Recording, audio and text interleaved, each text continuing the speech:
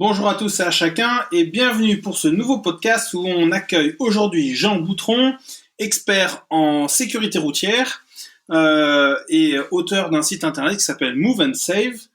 Jean, est-ce que tu peux te présenter? Oui, bonjour à toutes et à tous, Jean Boutron. Donc, je suis formateur en prévention du risque routier et en éco-conduite. Donc, l'éco-conduite, c'est une technique de conduite qui vous permet d'éviter de gaspiller 1 litre au 100 en gardant la même vitesse moyenne.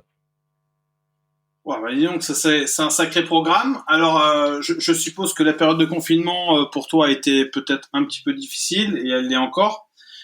Alors, Euh, j'ai plutôt bien géré. J'ai eu des formations qui ont été reportées à septembre, mais j'ai pu me former en ligne et ouais. notamment un site de l'INRS, un MOOC en ligne de l'INRS, l'Institut national de recherche sur la sécurité, je crois, sur la prévention des risques au travail, justement. Et c'était 4 modules de 2 heures avec un examen à la fin, il fallait 80% de réponses justes. Bon, donc ça y est, diplômé INRS sur le dernier MOOC. Ça, c'est bien, ça. Pour ça, l'INRS a bien progressé, c'est vraiment cool. Mm. Alors, Jean, comment est-ce que tu es venu vers moi, du coup? Est-ce que tu peux Alors, je suis parler un venu peu? vers toi parce que j'ai vu ton site internet qui me paraissait d'une grande qualité et j'ai eu le sentiment que tu avais une approche de la prévention qui était la plus large possible, ce que j'ai trouvé très intéressant et peut-être parfois la difficulté, c'est peut-être qu'on a une vision limitée de la prévention et on s'attelle qu'à un aspect de la prévention et non pas plusieurs. Alors, c'est vrai que on a des gens qui nous ont dit, oui, mais moi, je comprends pas, c'est pas très clair ce que vous faites. Alors, c'est certain que quand on joue du violon, parfois, c'est compliqué de se rendre compte qu'on est dans un orchestre et que il faut un chef d'orchestre pour que tout le monde joue ensemble. Et c'est vrai que la gestion des risques, c'est pas juste le sujet de la sécurité routière ou juste la partie QVT ou juste la partie accueil sécurité ou juste les extincteurs. C'est vraiment un très grand nombre de sujets.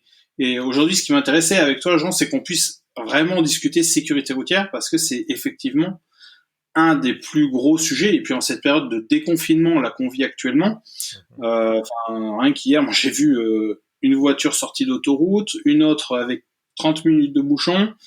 Enfin, j'ai le sentiment que le sujet sécurité routière, même si certains l'ont oublié pendant 2 mois, ça va être un vrai sujet dans les prochaines semaines. Mais qu'est-ce qui t'a emmené à faire ce métier-là? Parce que on n'y vient pas comme ça par hasard. Hein. Alors c'est une très bonne question. Y venir par hasard, j'y reviendrai parce que j'ai des collègues, je me pose la question ils sont pas venus par hasard, mais je parlerai plutôt en ce qui me concerne. De métier, je suis issu de l'auto-école. J'ai enseigné la conduite automobile en auto-école pendant 13 ans sur Grenoble et Lyon. Et quand je me suis lancé dans cette formation, j'avais comme idée de faire des formations dans les entreprises, dans les administrations. Et pour cela, j'ai lu un article sur l'éco-conduite en Suisse et la prévention du risque routier. La Suisse, petite parenthèse, est un des pays qui a le taux d'accident le plus bas au monde, si on se réfère au chiffre du nombre de tués par million d'habitants. Enfin bref, et l'éco-conduite est très développée dans ce pays. Et du coup, à partir de 2002, je me suis intéressé à cette éco-conduite et je me suis formé en Suisse environ 120 heures en éco-conduite. J'ai suivi des formations de formateurs dans la partie francophone de ce pays. Et en parallèle, j'ai suivi d'autres formations, donc une journée grand public 100 heures. Et également, j'ai suivi une formation, mais j'en reparlerai, sur les plans de prévention du risque routier avec la CARSAT. Et j'ai un de mes collègues qui m'a formé aussi pendant 2 jours. Et ensuite, je me suis lancé en 2008. Oui, donc ça fait déjà quelques années que tu es bien piqué au sujet de la Exactement. sécurité routière. Je t'ai senti un peu taquin là, par rapport à certains de tes concurrents ou, ou à Oui, certains alors, acteurs ce qui que, ont ce la que je place. voulais dire, les gens sont peut-être pas conscients et peut-être seras-tu surpris pour faire des formations qu'on pourrait appeler formations de perfectionnement à la conduite, en éco-conduite ou en prévention du risque routier. Figure-toi qu'en France, il n'y a pas d'obligation de diplôme ou d'attestation de formation, à la différence de la Suisse, où il faut avoir obligatoirement le diplôme de moniteur d'auto-école. Certains en France préfèrent qu'on dise enseignant de la conduite automobile et de la sécurité routière, je ferme la parenthèse. Et ce qui veut dire que sur le marché de la formation en éco-conduite et prévention du risque routier, j'ai des collègues formateurs concurrents qui ont 0 heure, 0 minute de formation. Alors Ouais, qu'ensuite, par rapport à toi, attends, en tant qu'ancien moniteur d'auto-école, combien voilà, tu as de alors déjà, j'ai ma formation de moniteur d'auto-école que j'ai suivie à Saint-Égrève au nord de Grenoble qui a duré une petite année scolaire. Maintenant, c'est 2 ans avec de l'alternance pour la deuxième année. À mon époque, c'était considéré comme un diplôme d'équivalent du bac et maintenant, c'est assimilé à un bac plus 2 depuis 3 ans à peu près, je crois. Donc j'ai eu une petite année de formation pour être moniteur d'auto-école qui a créé une bonne culture générale de sécurité routière, si je puis dire. Après, j'ai eu 13 ans d'enseignement de la conduite sur Grenoble et Lyon, et après j'ai eu ces formations que j'ai suivies avant 2008 et puis aussi après. Donc ce que je veux dire par là, j'ai pris le temps de me former. Je prétends pas être le meilleur, le plus intelligent, le meilleur formateur, mais encore une fois, j'ai pris le temps de me former alors que j'ai des collègues qui ne se sont formés nulle part. Et ce que je trouve dommage, c'est que leurs prospects, leurs contacts, leurs clients ne cherchent pas à savoir où ils ont été formés. Ouais, alors ça, j'ai envie de dire que c'est aussi le reflet peut-être de leur maturité en termes d'achat et en termes de sélection des partenaires avec qui ils travaillent. Mais en tous les cas, enfin, je te rejoins, hein. Moi, j'ai un de mes meilleurs amis qui est aussi un moniteur d'auto-école et photographe, et c'est d'ailleurs mon ancien. En fait, c'est devenu un ami parce que c'était mon moniteur d'auto-école à l'époque, Mhm. et j'ai pu passer des heures avec lui à essayer de refaire le monde en matière de sécurité routière, et je sais ô combien le décalage peut être grand entre ce que vous vivez, vous, instructeur d'auto-école, Mhm. et ce qui va se passer dans la vie professionnelle d'un collaborateur en matière de sécurité routière, et par rapport à ce que tu dis sur le fait que il y a des gens qui vont faire de la sécurité routière et de l'éco-conduite qui en fait n'ont jamais accompagné une personne en auto-école plus d'une journée, quoi. Et encore, Voilà, c'est plus. exactement. Et puis, pour rebondir par rapport à mes collègues, il y en a certains, j'ai travaillé pour eux en sous-traitance ponctuellement. Et par exemple, en théorie, ils faisaient des belles théories sur la vitesse, sur le fait d'éteindre le moteur lors des arrêts prolongés, ce que les Canadiens appellent la marche au ralenti. Et après, en pratique, ils faisaient le contraire de ce qu'ils disaient. Donc déjà, un manque de cohérence. Par exemple, j'ai vu un formateur 160 sur l'autoroute avec l'avertisseur de radar branché. Toutes les 2 secondes, il regardait ses SMS, il composait des SMS à 150, 160, une main sur le volant, et il respectait pas les distances de sécurité. Et en théorie, il disait le contraire à ses stagiaires.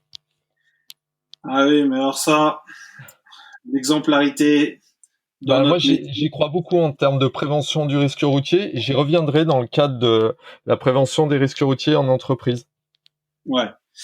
Mais t'as raison de le souligner, mais après, ce qu'il faut garder, enfin moi, j'essaye toujours d'être assez humble sur cette question de est-ce que je suis exemplaire tout le temps, Je te parce rejoins.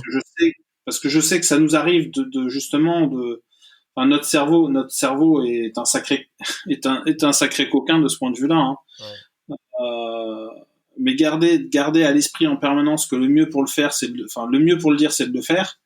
Oui. Il est certain que dans ce métier de la prévention, dans ce métier d'exemplarité que ça exige, c'est difficile et délicat. Et je te rejoins sur le fait que oui, certains se rendent même plus compte, hein, mais ça c'est mal comprendre comment fonctionne leur cerveau et mal comprendre quel est leur métier. Mais bon, ça c'est la Exactement. vie, c'est la Alors, vie. excuse-moi, je voulais rebondir sur ce que tu disais au début. Donc, le risque routier en entreprise, c'est le premier risque professionnel.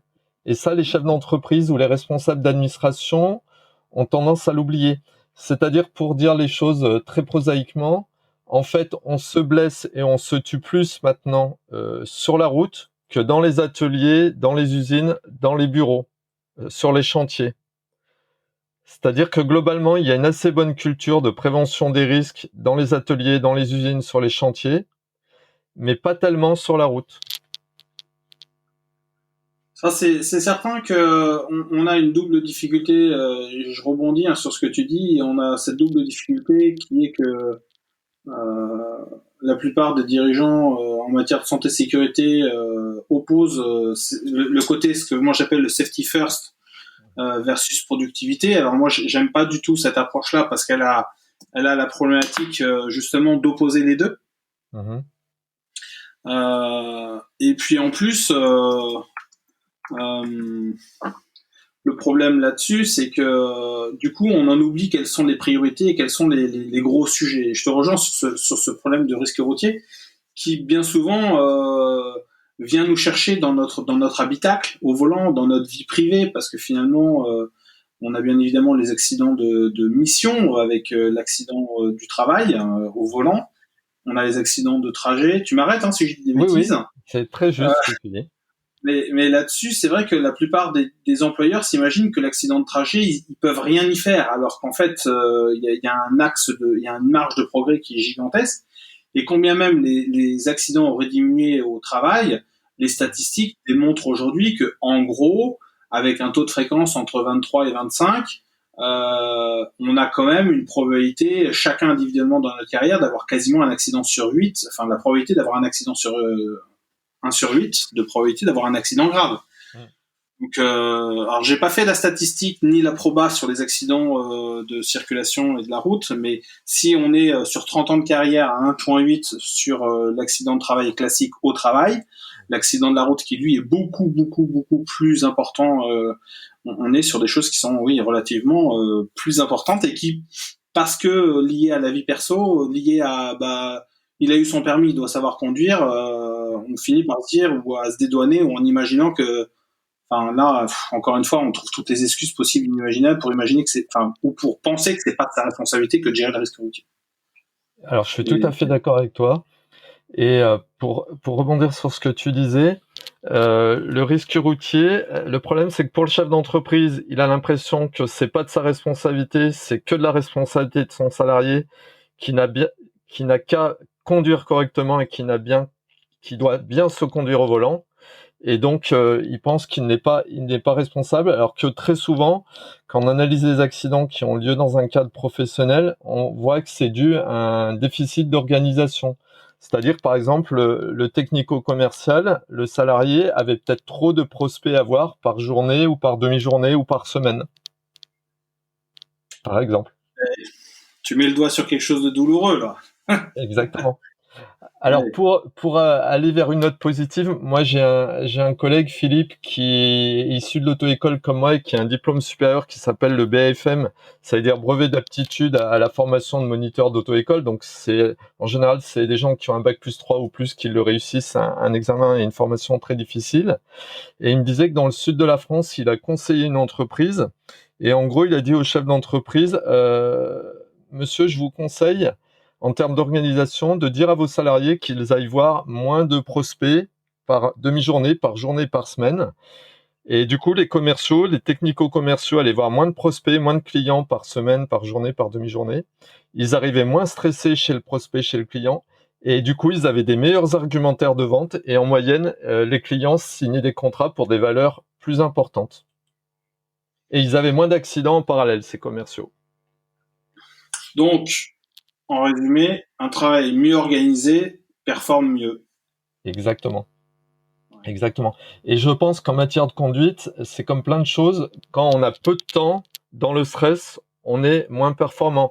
Je pense que parmi les gens qui nous écoutent, si on leur demandait d'être 3 à 4 fois plus rapides pour faire leur recette de cuisine préférée ou leur bricolage préféré ou leur activité de jardinage préférée 3 à 4 fois plus vite, je suis pas sûr que le résultat soit aussi bon. Ah bah, il sera forcément plus mauvais pour une raison, c'est qu'en plus, ils ont les statistiques contre eux. C'est que l'accident domestique, il est juste encore plus important qu'au travail. Voilà. On avait Est-ce que fait, c'est pareil?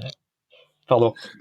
c'est fou. Hein. Moi, tu vois, j'avais fait dans des sensibilisations, on avait fait ce travail-là de demander aux gens de classer quel était l'endroit le plus dangereux entre la maison, le travail et la route, en mettant une probabilité. Et en fait, la plupart des gens disent bah c'est le travail. Mhm. Certains un peu plus aiguisés disent bah non c'est la route en premier. Et puis alors, pour les très aiguisés, certains disent enfin non pas pour les très aiguisés. Pour certains qui ont vécu des choses à la maison disent la maison. Et en fait, quand tu fais le ratio population, temps passé, etc., tu te rends compte que par rapport au travail, si on a une probabilité d'avoir un accident de 1, la maison, c'est un coef 3, Mhm. et la route, c'est un coef 7. D'accord. Merci pour ces par infos. rapport au temps passé, par rapport au nombre d'accidents, par rapport au nombre de conducteurs actifs, etc. Donc il faut faire un peu le calcul. Il y a quand même 3-4 variables à prendre en compte, mais c'est là où on se rend compte que les gens ne perçoivent pas le risque pour différentes raisons. Et je te rejoins sur le fait que ça reste l'endroit, une zone, pas un peu de non-droit, mais qui laisserait supposer que parce que tu as le permis, tout va bien. Ouais, exactement. Et je reviens à ce qu'on disait sur l'exemplarité. En termes de prévention du risque routier, je pense que cette préoccupation, elle doit être partagée au plus haut niveau par les cadres dirigeants d'une entreprise ou d'une administration.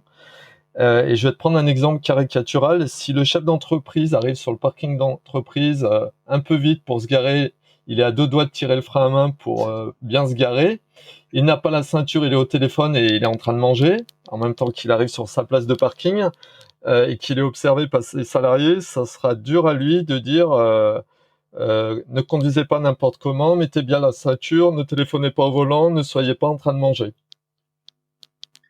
Ah bah, être un leader, c'est être congruent, et être congruent, c'est exigeant, hein, et difficile. Moi, j'ai connu un dirigeant qui est quasiment dans ton exemple, qui lui se garait alors que, en gros, toute l'entreprise, on avait basculé sur le stationnement marche arrière pour les 7 bonnes raisons, etc. Donc, peu importe. On l'avait pas rendu obligatoire, tu vois. C'était vraiment une question de, ok, j'ai intégré, j'ai compris, je bascule. Et ce dirigeant-là qui a dirigé cette activité pendant quelques mois, plusieurs mois d'ailleurs, lui a pris la très mauvaise habitude d'emblée de se garer et en marche avant et sur la place handicapée devant le siège tout en arrivant au téléphone. Ouais. Donc c'est vrai que avec ce genre de comportement, après tu peux mettre 50 000 balles dans de la formation, 100 000 dans la com, bah tu brûles du cash pour rien, quoi. Exactement, exactement. Alors, par rapport à ton activité, il y a plusieurs pôles de sujets que tu abordes. Est-ce que tu peux un peu les détailler, les principales missions que tu offres aux entreprises? Alors, l'émission. Alors, il y a déjà de l'éco-conduite. Donc, l'éco-conduite, je me répète, c'est une technique de conduite qui permet d'économiser 1 litre au 100 en gardant la même vitesse moyenne, si avant la formation, on respectait à peu près les limitations. Hein.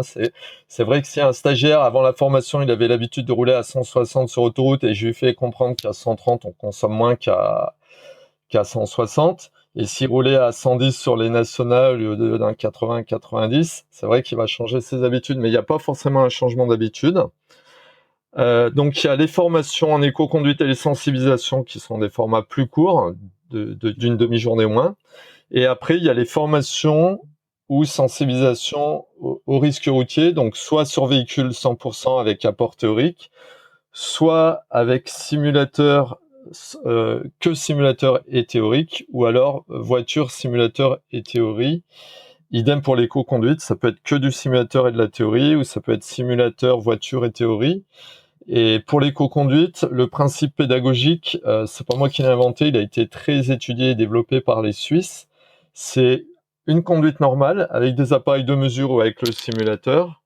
Et ensuite, je fais une démonstration avec ce qu'on appelle dans notre jargon pédagogique une conduite commentée. C'est-à-dire que sur véhicule ou simulateur, je fais une démonstration d'éco-conduite en commentant mon éco-conduite en direct. Pourquoi à tel moment, à tel placement sur la voirie, je peux conduire éco, pourquoi à tel moment je ne peux pas conduire éco, pourquoi parfois la sécurité m'empêche de conduire éco. Hein, si je rentre sur une voie rapide, je vais peut-être pousser la troisième à 3500 tours, mais peut-être l'éco-conduite, c'est de faire un 3-5 au lieu de faire un 3-4-5, enfin bref. Et Oui, ensuite, mes stagiaires refont, après de la théorie aussi, ils refont le même parcours. Et le but, c'est que mes stagiaires, voiture ou simulateur ou les deux, constatent que entre le parcours en conduite normale et celui en éco-conduite, ils n'ont pas perdu de temps et ils ont économisé jusqu'à 1 litre, 1 litre et demi au 100.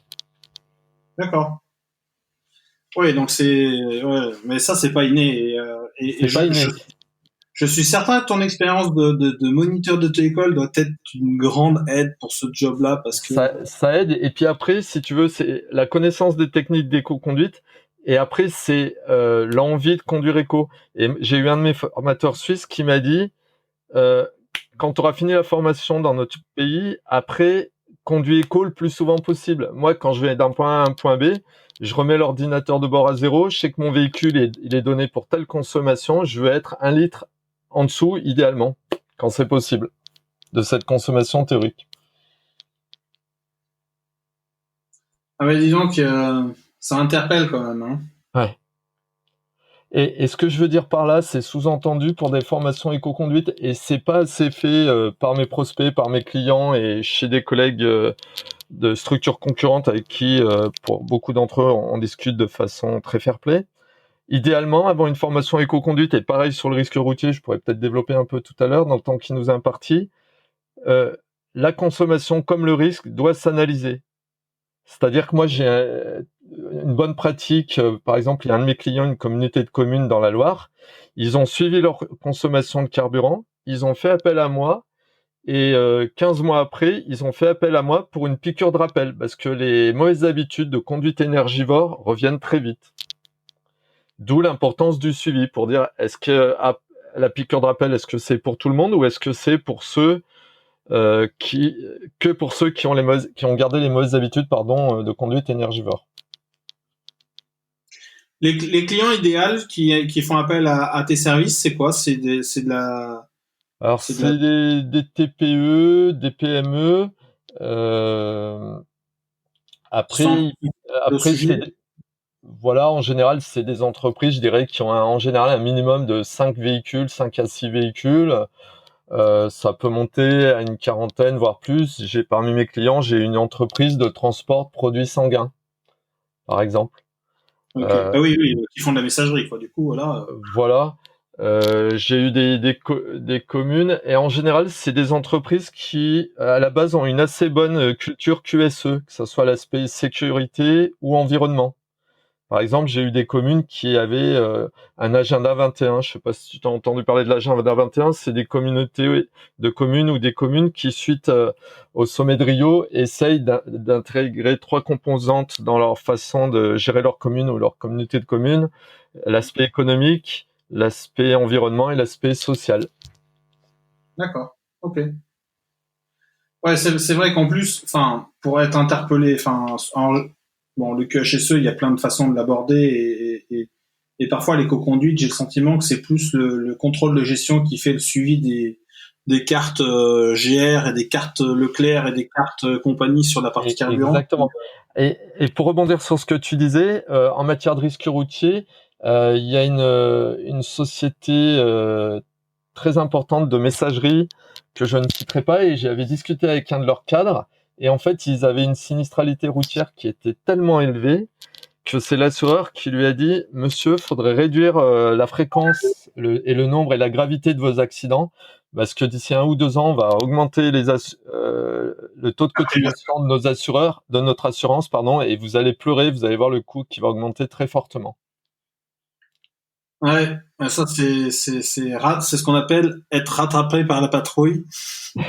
Oui. Avec le risque, oui, effectivement, d'une augmentation de la prime d'assurance, sans compter, enfin ça c'est, entre guillemets, c'est la prime d'assurance, c'est le coût, c'est ce que l'on paye pour couvrir, ou du moins pour faire porter à un tiers le risque routier. Donc c'est comme nous, à titre personnel, on appelle l'assurance et on lui demande de mutualiser le risque et on paye une cotisation pour ça. Mais les risques routiers, c'est encore une fois d'abord une question de faute inexcusable potentielle pour l'employeur, et puis du code pénal pour tous au titre de notre rôle de conducteur du véhicule au moment des faits, quoi. Exactement. Donc, tu as la double responsabilité juridique, tu as la responsabilité du chef d'entreprise s'il n'a pas pris toutes les mesures pour prévenir ces risques. Il a des risques juridiques et judiciaires s'il n'a pas mentionné le risque routier dans le DUERP. Ouais. Et il y a le risque juridique pour le salarié qui est tenu de respecter le code de la route. Ouais, ça et là tu retrouves code pénal et code de la route. Exactement. Qui nous concerne tous, hein, mais c'est vrai que quand on dit un salarié, mais pénalement tu peux être condamné, certains ne comprennent pas cette phrase qui est pourtant toute simple, hein. Mm-hmm. Tu peux, toi, en tant que salarié, être tout simplement condamné pour non-respect du code de la route et au pénal pour les conséquences de l'accident et éventuellement au civil pour réparation. Les gens s'imaginent que c'est toujours l'employeur, mais Non, non, je dirais qu'il faut peut-être insister sur la double responsabilité. Moi, c'est ce que j'essaye de faire toujours, mais c'est toujours bon de rappeler, de rappeler, de rappeler. Moi, j'ai vu un cariste être condamné au tribunal pour un accident sur la cour, hein, donc c'était dans une zone privée, et il a eu 6 points de retrait sur son permis, plus une amende, plus du sursis à titre personnel. Euh, et c'était pas une question de faute inexcusable de l'employeur. Là, on était sur tu es cariste, tu es censé, tu es formé, tu as tes autorisations, tu es habilité, tu as ta visite médicale, au même titre qu'on pourrait avoir la visite médicale en tant que salarié classique, au même titre qu'on va avoir le permis de conduire en tant que enfin en tant que titulaire d'un permis et utilisateur d'un véhicule au sein de l'entreprise, plus éventuellement une charte de conduite, plus le document unique avec toutes les règles et éléments de maîtrise. Mhm. Mais ça, c'est très bien, sauf que si le salarié il respecte pas les règles ni quoi que ce soit, au pénal, de toute façon, par rapport au non-respect du code de la route et en fonction des conséquences, il sera potentiellement condamné. Mhm. Et puis, il aura pas de possibilité de se retourner contre son employeur s'il fait n'importe quoi au volant. Hein.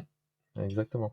Moi, il y a une phrase que j'aime bien, c'est rien ne sert d'avoir un tigre sous le capot si on a un âne au volant. Euh, et Dieu sait qu'en matière de dotation de véhicules aujourd'hui, c'est de plus en plus puissant avec ou de plus en plus coupleux. Euh, les véhicules sont de plus en plus performants, certes, sauf que le matériel qui conduit là, l'humain qui est entre ses deux oreilles, le siège et le volant, c'est un peu le maillon faible du système quand même. Hein. Exactement. Et puis, si tu veux, tu as plusieurs problématiques par rapport à ce que tu viens de dire. Tu as la problématique que chaque conducteur automobile, alors je vais exagérer, a l'impression qu'il est un expert en prévention du risque routier. Un peu comme lorsque l'équipe de foot va disputer une compétition internationale et chaque Français devient un sélectionneur de l'équipe de France ou entraîneur de l'équipe de France de football. Oui, ou comme le débat Raoult, non Raoult pendant le Covid. Voilà, exactement. Exactement. Et puis, tu as la problématique de la conduite à risque constant. Dans un premier temps, c'est-à-dire que par rapport à la conduite automobile, plus tu as des équipements de sécurité dans ta voiture, plus tu te sens en sécurité et plus tu prends des risques. Je vais te prendre un exemple. Au début des années 80, quand les assureurs allemands ont dit à leurs clients Madame, monsieur, vous venez d'investir dans une puissante berline allemande et vous avez choisi en option l'ABS, ben nous vous proposons une réduction sur le coût de votre assurance. Eh bien, on s'est aperçu que ces clients-là, ils avaient tellement confiance avec l'ABS qu'ils avaient plus d'accidents que les mêmes voitures haut de gamme allemandes non équipées d'ABS. Et après, au bout de quelques années, il y a un temps d'adaptation, mais encore une fois, l'équipement de sécurité dans nos voitures parfois amène un trop grand sentiment de sécurité. Oui, alors là, on est complètement dans les biais cognitifs. Hein, les neurosciences le démontrent, et c'est extrêmement intéressant de se pencher sur ces sujets-là parce que du coup, ça permet d'anticiper les comportements des équipes par rapport à l'arrivée d'un nouvel équipement, par rapport à l'implantation d'un nouvel équipement, par rapport à l'évolution d'une organisation de travail. Donc, je te rejoins là-dessus. Je crois que j'en avais entendu parler de l'ABS. On a eu un peu le même événement, je crois, sur la partie USP et anti-patinage dans une autre dimension parce que l'ABS était vraiment révolutionnaire à l'époque, là où l'ESP est passé un peu inaperçu dans les véhicules parce que, encore une fois, c'est le genre de technologie, quand ça se déclenche, c'est que vraiment on a poussé le véhicule dans ses retranchements. Exactement. Et puis parfois, tu peux avoir le faux sentiment de sécurité. Par exemple, le kit main libre au volant. Comme tu tiens pas le téléphone dans la main, tu as Tout un va bien. faux sentiment de sécurité.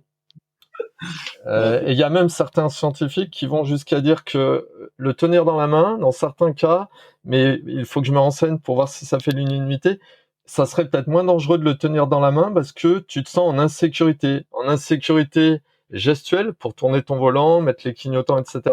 Et en insécurité par rapport aux uniformes en bleu qui pourraient être sur le bord de la route. Donc tu es bref, tu appelles quelqu'un de ta famille, tu dis je suis près de la boulangerie, flûte ou baguette pour midi. Et hop, tu raccroches. Tandis que si t'es au kit main libre, t'es avec un collègue, un contact professionnel, tu lui dis, j'ai 2 heures de route, je connais par cœur la route, ben, je vais te raconter la réunion de ce jour. Bon, je crois que dans les deux cas, l'idéal, c'est de pas le faire. Exactement. Exactement. Et ça aussi, en termes de prévention du risque routier, il faut qu'il y ait une réflexion du dirigeant pour se dire, est-ce que la voiture de mes salariés, c'est le 2e ou le 3e standard téléphonique de l'entreprise? Ou pas? Et est-ce qu'il y a une politique, il y a un protocole de communication? Est-ce que les appels sont brefs? Est-ce qu'on raconte pas sa vie personnelle ou professionnelle? Est-ce qu'il y a des heures pour appeler, etc.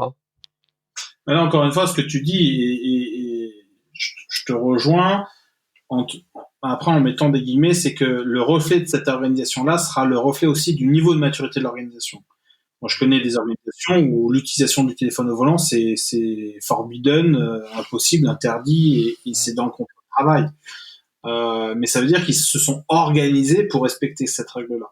Et bien évidemment, le résultat sécurité n'a rien à voir avec les autres qui essayent de négocier avec eux-mêmes en disant oui, mais tu comprends, ce petit point de confort qui me semble être une bonne chose, qui est malheureusement Mmh. un point critique, hein. Mais ça, on peut pas, enfin, quand on dit des organisations ont interdit l'utilisation du téléphone, pour certains, ça leur paraît plus que normal, pour d'autres, ça leur paraît envisageable, et pour d'autres, c'est juste impossible. Mais ça dépend de leur niveau de maturité, quoi. Ouais. Et puis après, ce qu'il faut dire aussi, c'est qu'en dehors du volant, en dehors de la route, le smartphone, c'est devenu un objet indispensable qui est très utile. C'est peut-être un couteau suisse, etc., hein. Et du coup, on a envie de continuer à travailler avec ce couteau suisse, même au volant. Et c'est là peut-être toute la difficulté. C'est peut-être plus difficile pour les jeunes générations. Alors, c'est vrai qu'entre Waze, Spotify ou Deezer, tous ces services supplémentaires qu'on apporte à notre véhicule, suivant la technologie des véhicules que l'on a, où on va avoir du Apple Car ou du Android un système qui remonte tout le système sur le tableau de bord, ou en tous les cas qui le simplifie pour un usage optimisé, on peut vraiment être tenté. Mais on l'est tous, hein. Je pense que ça c'est difficile. C'est vraiment Mais par exemple, alors, en matière de politique d'atténuation du risque, euh, on pourrait se dire, par exemple, moi, les rares fois où on m'appelle et où je réponds, c'est, pour être très franc avec tout le monde, c'est quand je suis perdu de chez perdu. La première chose que je dis à mon interlocuteur, c'est, par rapport à ce que tu vas me dire, je suis très moyennement concentré, je conduis et la conduite passe avant tout, ou on se rappelle plus tard, ou voilà. Mais mon interlocuteur, c'est tout de suite. Et justement, un des points de la dangerosité au téléphone, on n'en est pas conscient, c'est le fait qu'on décroche trop vite, on répond trop vite à l'appel. ouais. C'est-à-dire que je me rappelle plus des chiffres exacts, mais j'avais lu que à la maison, on attend souvent la deuxième, troisième, voire quatrième sonnerie, et au volant, c'est très rare on attende la deuxième sonnerie. C'est-à-dire qu'à la maison, on répond beaucoup plus lentement que au volant, alors que ça devrait être l'inverse, parce que parfois au volant, on a une situation complexe de conduite qui exigerait qu'on attende pour décrocher. Ben non, on n'attend pas. Et ça, c'est un des dangers du téléphone au volant. Ah, encore des biais cognitifs là. Ouais. C'est bon. Ah.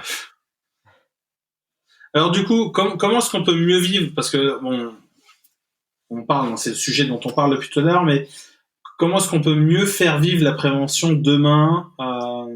Alors, la prévention, peut-être, par rapport à ce que tu viens de dire à l'instant, dire que la prévention, elle peut se vivre sereinement. Hmm. C'est-à-dire que dans d'autres métiers, je pense à des gens qui sont confrontés à la prévention et puis au risque. J'ose espérer, par exemple, que les pompiers vivent sereinement leur métier. Euh, les parents, pareil, quand ils sont avec leurs enfants, alors en bas âge, c'est peut-être pas évident, mais il faut essayer de se dire, la prévention, elle peut se faire sereinement, c'est pas forcément se faire des nœuds à l'estomac, mais c'est un état d'esprit, c'est une cohérence, voilà, déjà ça me paraît important. C'est marrant parce que tu vois ce que tu dis, moi ça m'interpelle sur les nouvelles problématiques, hein, qu'on a depuis quelques années. Moi que j'ai tendance à décréter comme c'est un peu comme les suites à donner aux 35 heures, quoi. C'est-à-dire que les RPS, la qualité de vie au travail, ce que tu dis, hein, la sérénité au travail, euh, productivité versus présentéisme, c'est des sujets qui sont finalement, sur certains aspects, assez récents. Mhm.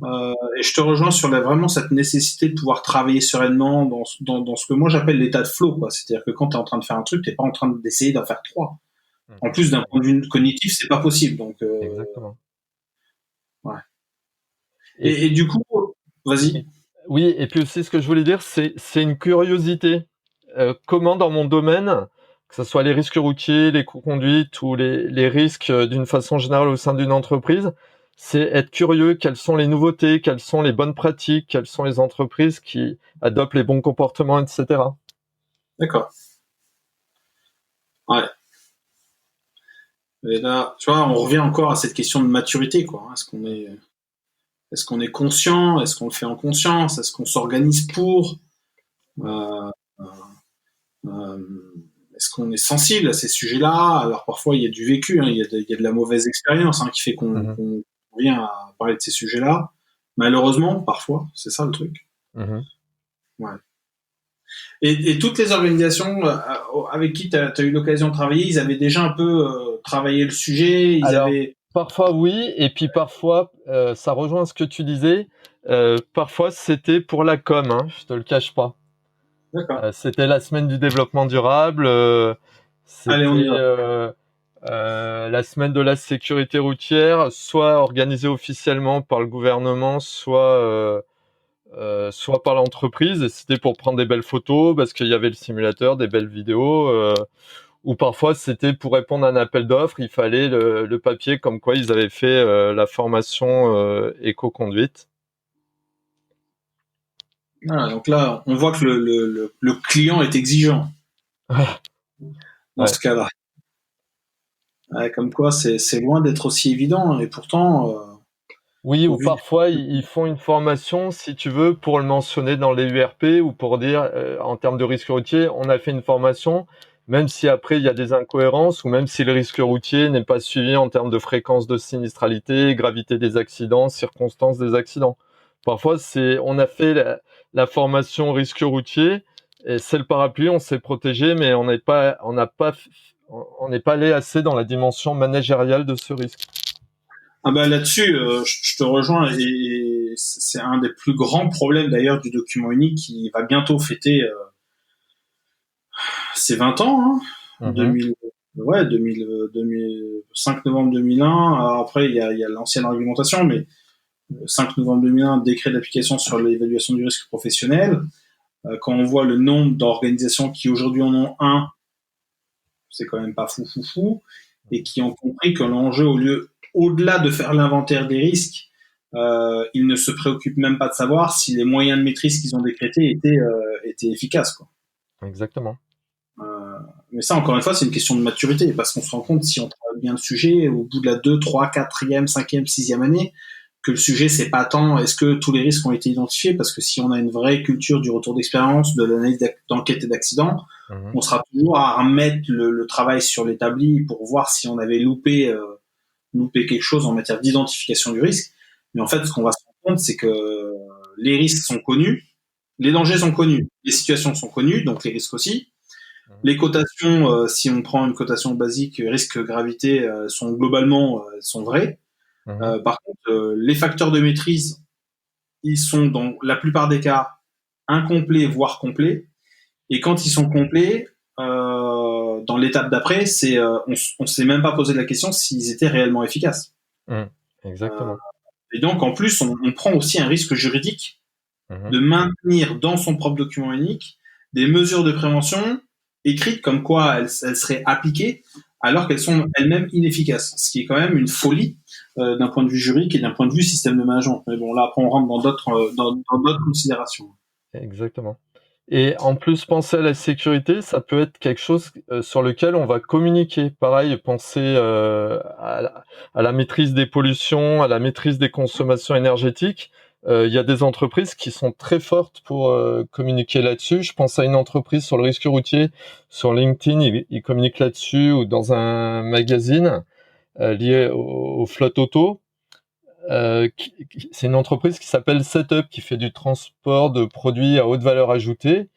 Et ils ont pas mal de certifications, etc. Et le risque routier, c'est une vraie préoccupation. Par exemple, à partir d'une certaine distance en kilomètres, les salariés se voient offrir l'hôtel pour pas rouler toute la nuit. Les utilitaires légers sont bridés à 130 ou peut-être à 120 ou 110. Il y a une politique de communication pour le portable. Bref, il y a tout un management et ils communiquent là-dessus et peut-être ils font parler d'eux et peut-être ça leur amène des prospects, des clients. Bah, de toute façon, avoir une chaîne de valeur maîtrisée, ça veut dire ne pas, enfin, encore une fois, hein, c'est toujours, on serait chez un embouteilleur de bouteilles. La question, c'est accepterais-tu, toi, Jean, d'acheter une bouteille d'eau en sachant que potentiellement il y a un mec qui a saigné sur la ligne de production? Ouais. Il y a des chances que non. Et en fait, quand on humanise un peu le sujet en disant, mais accepteriez-vous de mettre des fonds dans une entreprise et donc d'investir, ou accepteriez-vous d'acheter des produits si vous savez que un enfant ou un adulte est blessé toutes les X minutes ou les X jours? Est-ce que vous avez le sentiment que cette entreprise-là maîtrise son sujet, sa chaîne de valeur? Dans la plupart des cas, la réponse est non. Et c'est ça qui est compliqué, c'est qu'on se rend bien compte que le sujet est important. Ce qui est difficile, c'est de le mettre en œuvre. Ouais. Et toi, pour toi, demain, de par ton expérience et ton vécu terrain, à quoi ressemblera un peu le HSE et le QHSE demain? Alors, il ressemblera à une volonté de travailler de façon collaborative et peut-être en réseau. Ouais. C'est-à-dire qu'idéalement, il faudrait peut-être que les formateurs, les préventeurs d'entreprises différentes apprennent à travailler ensemble et qu'on facilite cette approche. Ça me paraît quelque chose d'important. Aussi, pourquoi pas développer les mises en situation avec des outils virtuels, faire comprendre le danger. Par exemple, moi, avec le simulateur de conduite, une fois, j'ai un stagiaire à Nevers qui m'a dit, Jean, quand on va très très vite, est-ce qu'on gagne beaucoup de temps? Je lui ai dit, tiens, je vais te mettre sur 9 km d'autoroute virtuelle. Tu vas rouler en faisant des pointes à 160 sur cette autoroute, et après tu me refais la même chose à 130 et je te remets le limiteur. Et il a pu voir que sur 9 km, en faisant des pointes à 160, il gagnait 60 à 80 secondes. Mais avec le même régime moteur, il consommait de 4 à 6 litres de plus au 100. Ça, Un, c'était parlant. un détail au prix Voilà. du Ou cas. par exemple, pour montrer les dangers du téléphone au volant, euh, je dis... alors, excuse-moi. Oui, ou par exemple, non, parce que je suis chez moi. Par exemple, je demande à des stagiaires de conduire en répondant au téléphone sur le simulateur, et je demande à un de leurs collègues de se mettre un peu plus loin, parfois dans le couloir, et de leur poser des questions où ils ont besoin de réfléchir. Ouais. Et on revoit le parcours en vision aérienne avec le simulateur, et on voit qu'ils zigzaguent. Et après, on analyse la route avec eux. Et je demande aux collègues, est-ce que ton collègue a été poli? Est-ce qu'il a répondu techniquement à tes questions? Moyennement. Voilà, et souvent moyennement.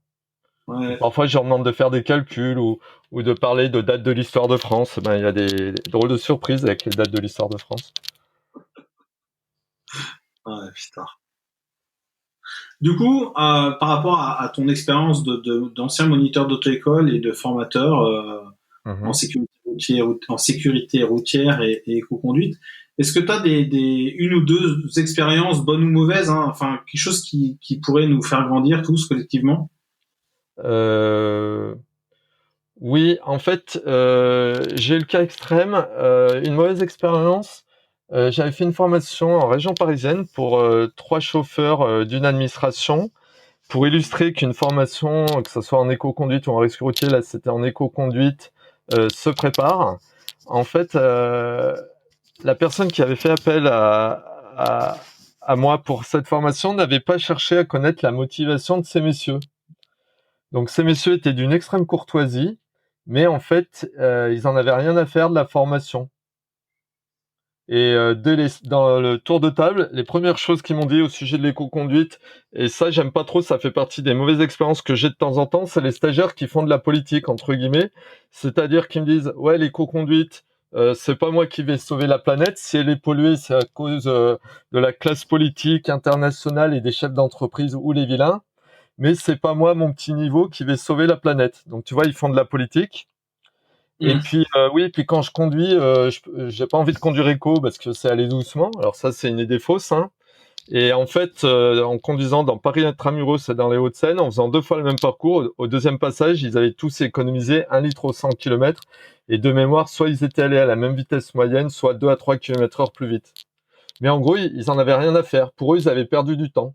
Mais parce qu'on n'avait pas cherché à connaître leur motivation.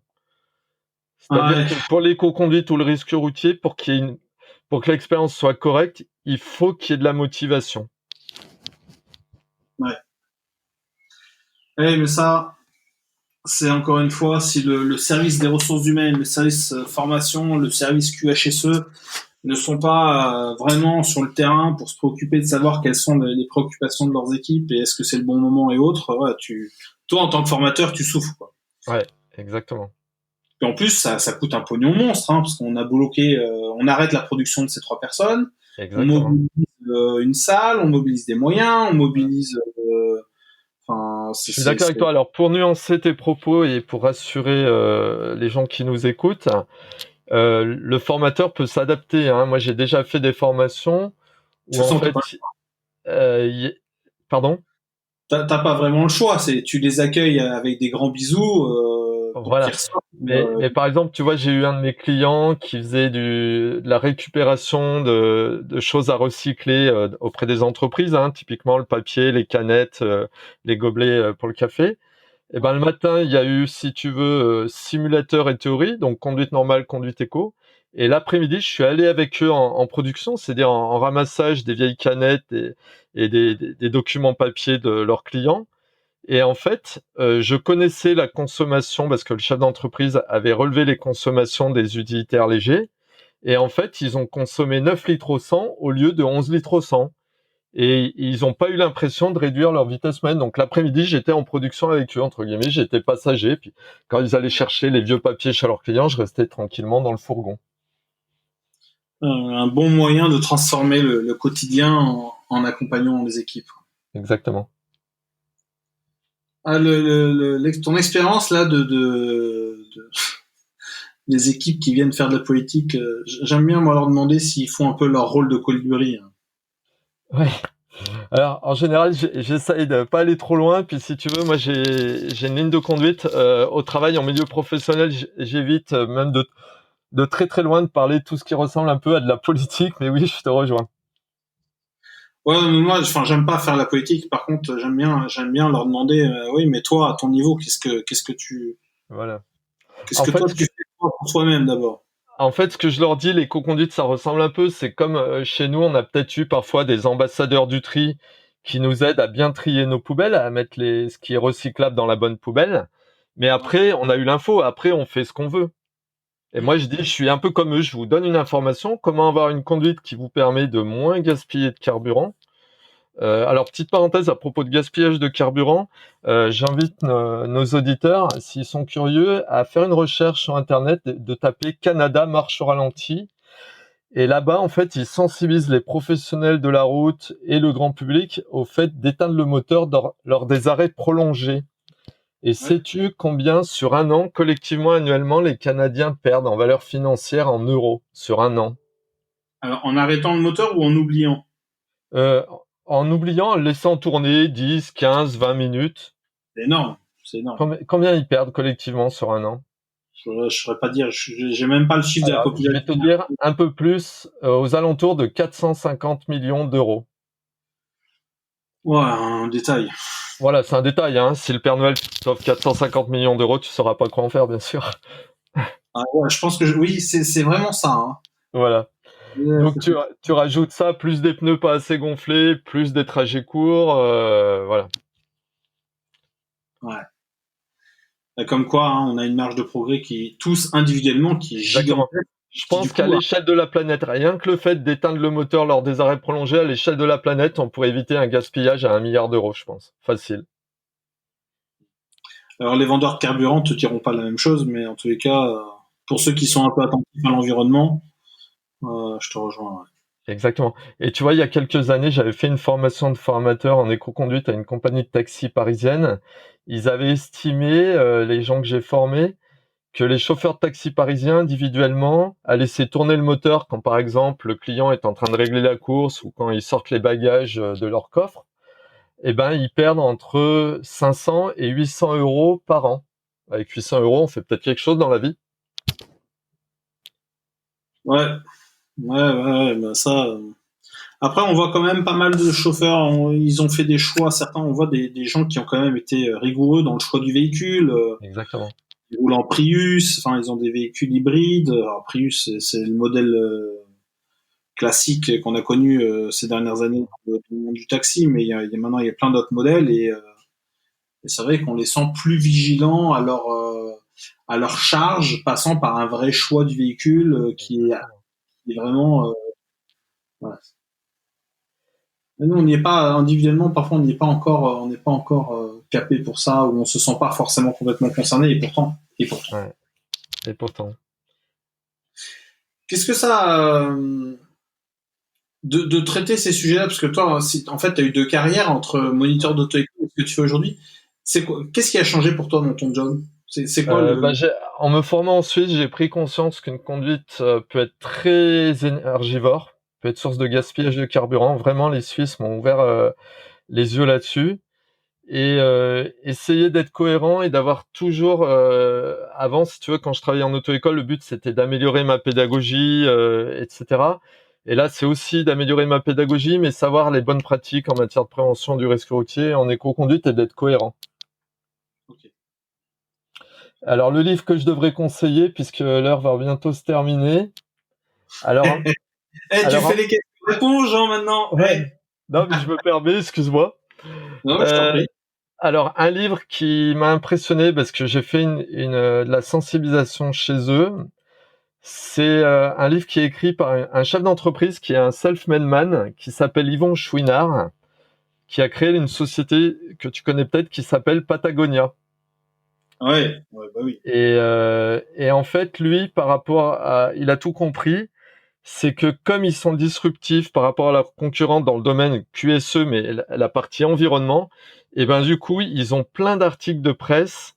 Et mon interlocutrice à l'époque, elle me disait que ils ont évité de payer des millions de dollars de publicité parce que ils ont plein d'articles de presse qui parlent du fait que cette entreprise pense beaucoup plus à l'environnement que ses concurrents. Et je préconise le livre donc d'Yvon Chouinard qui s'appelle Confession d'un entrepreneur pas comme les autres.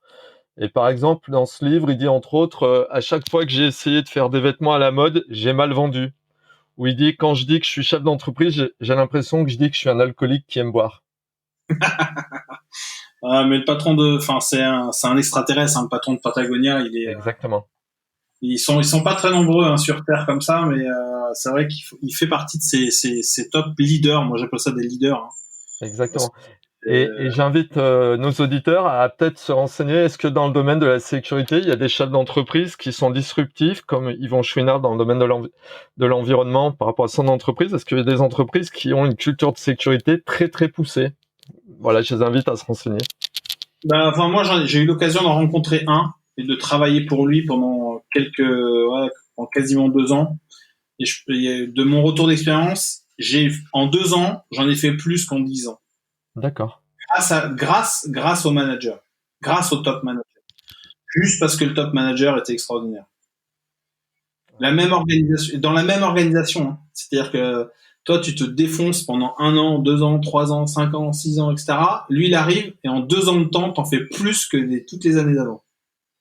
D'accord. Ah ouais. Et tu as raison et puis en plus, aujourd'hui, quand on choisit un emploi, on le fait principalement par rapport à différents critères le package, le machin, le truc, le titre et le bazar. Mais on se préoccupe rarement de savoir si le taux de fréquence ou le taux de gravité sont des critères. Enfin, c'est rarement des critères, hein, alors que finalement, t'as qu'une vie et on pourrait se préoccuper de ça en amont, quoi.